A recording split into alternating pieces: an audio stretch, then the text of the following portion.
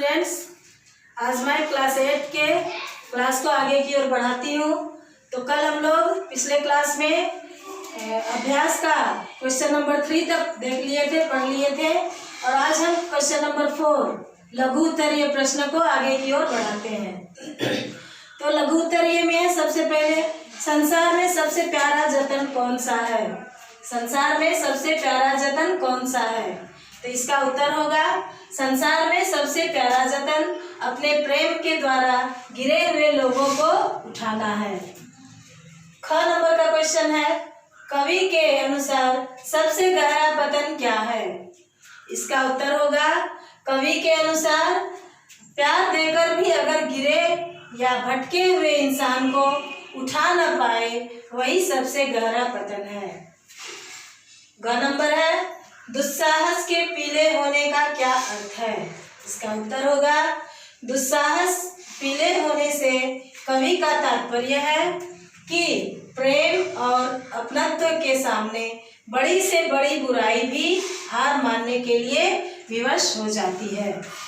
Next question है, कवि ने किस किस की शपथ देकर हमें सबके साथ स्नेहपूर्ण व्यवहार करने की प्रेरणा दी है?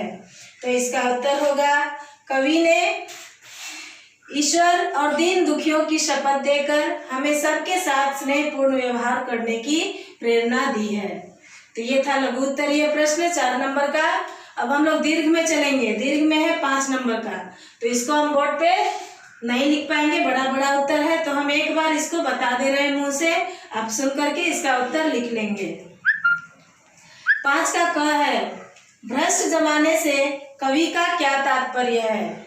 इसका उत्तर होगा भ्रष्ट जमाने से कवि का तात्पर्य उस दौर से है जिस दौर के इंसानों में इंसानियत की कमी है, जहां लोग अपनी खुशी के लिए, अपनी स्वार्थ पूर्ति के लिए दूसरों को धोखा देते हैं, दूसरों को तकलीफ पहुंचाते हैं, यहाँ तक कि रिश्ते नाते किसी की भी परवाह नहीं करते।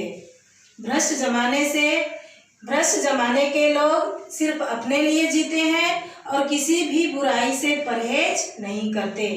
तो ये था क का उत्तर।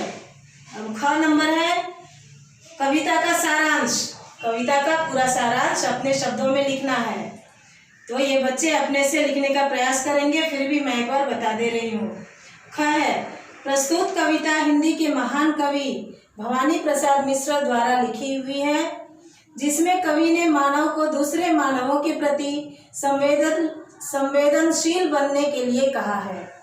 उनके अनुसार हमें मित्र और शत्रु, परिचित और अपरिचित, अमीर और गरीब सबके प्रति स्नेहपूर्ण व्यवहार रखना चाहिए।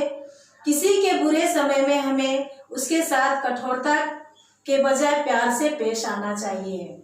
यदि किसी व्यक्ति को समाज अपमानित कर रहा है, उसे बुरा कहकर ठुकरा रहा है या उसकी दीनता के कारण उसका अपमान कर रहा है, तो एक मनुष्य होने के नाते हमारा कर्तव्य है कि हम उस व्यक्ति के प्रति सहृदय बने, उसकी सहायता करें, उसकी बुराइयों को अपने स्नेहपूर्ण व्यवहार से अच्छाइयों में बदलने का प्रयत्न करें।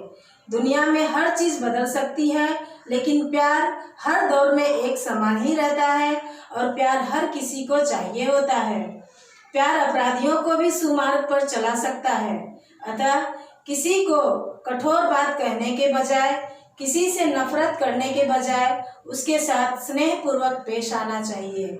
उसे प्यार देकर उसके जीवन में एक सकारात्मक परिवर्तन लाने का प्रयास करना चाहिए। तो ये था पूरे कविता का सारांश। अंतिम है ग नंबर। ग नंबर में है कविता के कुछ पंक्ति दी हुई है, यहाँ पे उसका भावार्थ लिखना है। तो कविता की पंक्ति है, कितने भी गहरे रहे गर्त हर जगह प्यार जा सकता है, कितना भी भ्रष्ट जमाना हो हर समय प्यार भा सकता है। देखे से प्यार भरी आंखें दुस्साहस पीले होते हैं, हर एक धृष्टता के कपोल आंसू से गीले होते हैं। तो इसका भावार्थ स्पष्ट करना है। उत्तर है, प्रस्तुत पंक्तियों में कवि कह रहे हैं कि प्यार की पहुंच हर जगह हो सकती है। हम प्यार के माध्यम से उस इंसान को भी अपना बना सकते हैं जो आपराधिक प्रवृत्तियों में लिप्त होकर समाज से कट चुका है, अलग हो चुका है। मनुष्य कितना भी पतनोन्मुख या अवसाद में क्यों न डूब गया हो, उसे प्यार देकर वापस एक नया जीवन दिया जा सकता है। जमाना चाहे कितना भी भ्रष्ट क्यों न हो, लोग कितने भी बुरे क्यों न हो, प्यार सबको सही मार्ग पर ला सकता है, क्योंकि प्यार सबको प्यारा लगता है। स्नेह सबकी आवश्यकता है। यदि दुस्साहसी और दुष्ट प्रवृत्ति वाले लोगों के प्रति प्यार प्रदर्शित किया जाए तो उनका व्यवहार भी कोमल हो सकता है या हो जाता है। प्यार और स्नेह पाकर बुरे से बुरे इंसान का हृदय भी द्रवित हो उठता है, उसमें परिवर्तन आ जाता है। तो इस तरह से हमारा पहला चैप्टर समाप्त होता है। सभी क्वेश्चन आंसर को आप अपनी फेयर कॉपी में नोट कर लेंगे और सबको याद करने का प्रयास करेंगे। इसके बाद हम लोग अगले चैप्टर में जाएंगे। धन्यवाद।